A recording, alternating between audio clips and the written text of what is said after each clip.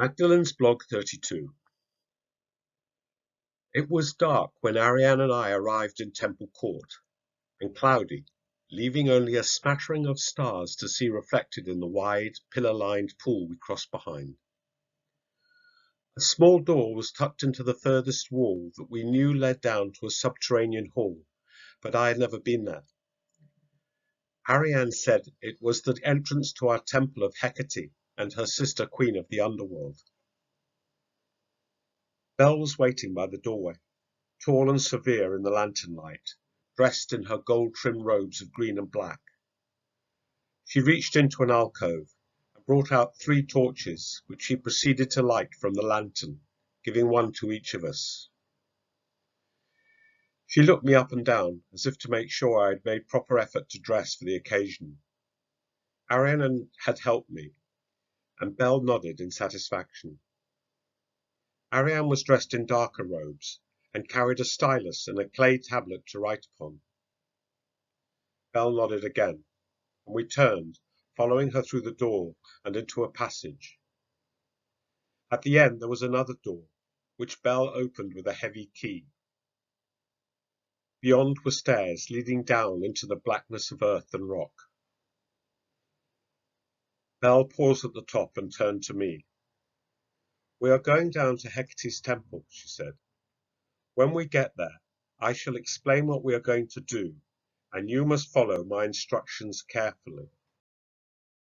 Ask if you're not clear on any point. It will not be difficult, and you need have nothing to fear as long as we do exactly as I say."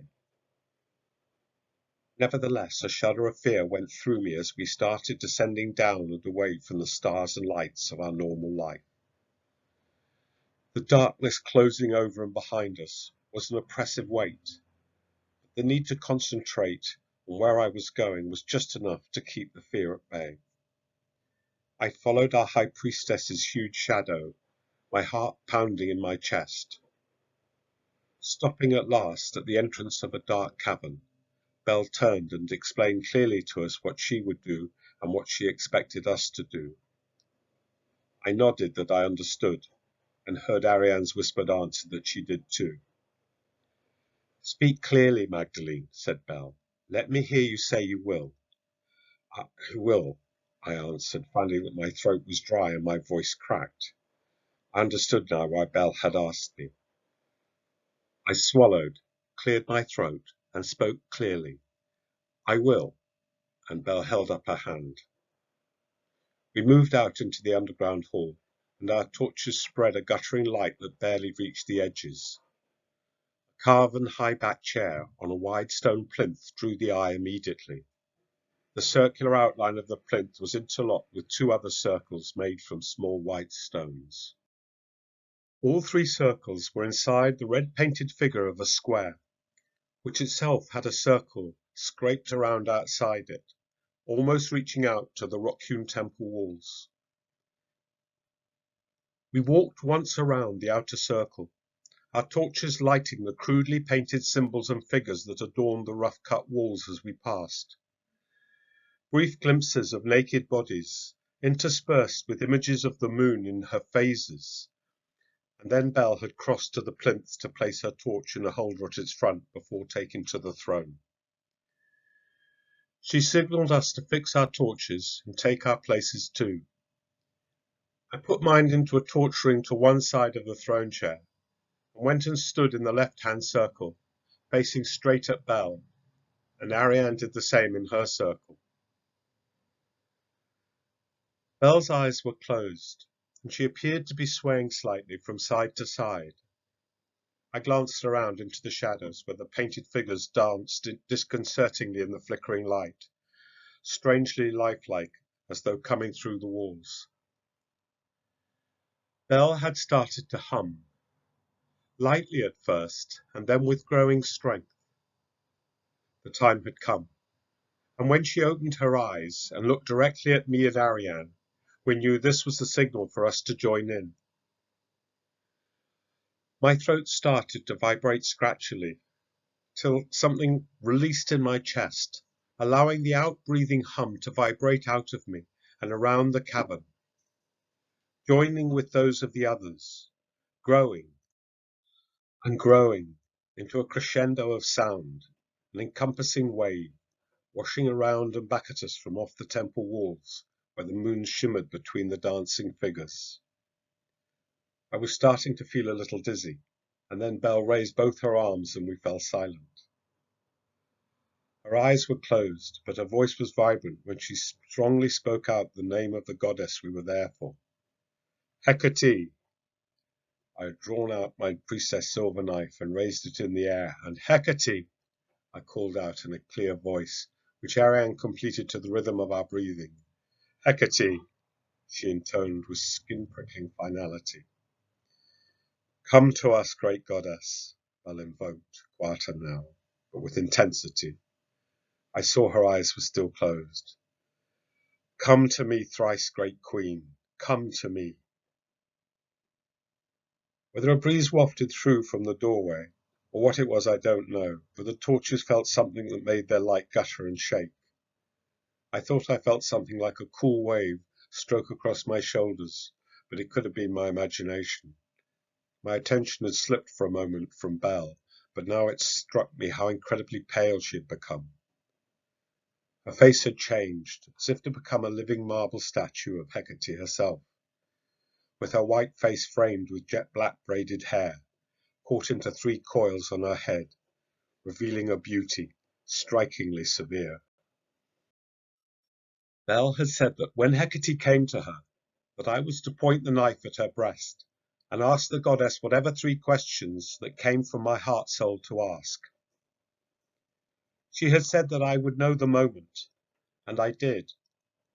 The hairs were sticking up on the back of my neck as I stretched the knife directly out in front of me and opened my mouth to speak. Great goddess, I started, why is the world overburdened with so much suffering, and how can it be relieved?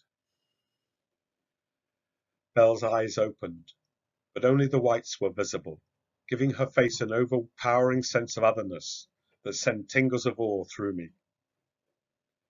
That is 2 questions, young witch, came the quiet response, and I sensed Ariane starting to write on the tablet. She only had to write the responses. But I shall answer them. The suffering, disease, and all the rest comes from you people yourselves. You have been given this power to create what you wish to have. Yet you have no understanding of the consequences. Thus you err. To cease from suffering, you will need to understand the way to bring your desires back to where the divine is waiting for you. And the divine itself comes to teach you that. When you are truly able to listen, then your sufferings will leave of their own accord. What is your final question, then? I was stunned with her answers, and cast around to find the right words for my final question, reminded in that moment of Ariane's story of Philo in Egypt. When will your real Lord Adonis, the Messiah, come to us? I blurted in my customary muddle, when I tried to put everything into one thought or sentence. The cavern was utterly quiet. Then I heard what sounded like an unearthly laughter reverberating all around, that was more unnerving than anything that had come before. I couldn't tell whether it was loud or soft, or where it came from. It might even have been in my own head. Not directly menacing, yet some element of it did appear to be coming from Hecate Belle, and the laughter subsided when she spoke, her words thudding into my head. What makes you think that it is not we that are waiting for him to come to us? We all get our chances, she said, and then in a low hiss that seemed aimed directly at my breast as my knife was at hers. And you need to make the most of yours. I knew she had gone, for Belle's head had slumped to one side against her shoulder. Ariane was looking at me. What? She asked, and I knew she had missed the last whispered utterance. I will tell you after, I said, as I had moved forward to check on Belle. Some colour had already come back into her face, and she was opening her eyes. I need to write it now, said Ariane. She said, you need to make the most of yours. Or rather, and you need to make the most of yours. That was all. Are you sure? Whispered Arian. Yes, I am sure, I replied, and nearly found myself laughing. Somehow the whole tension was breaking, and a kind of relief was flooding through me. Belle looked at us, and I could see she was completely drained. Arian and I took the torches, and quietly we helped Belle to leave and lock the temple. We had been blessed, I thought, but didn't understand how or why.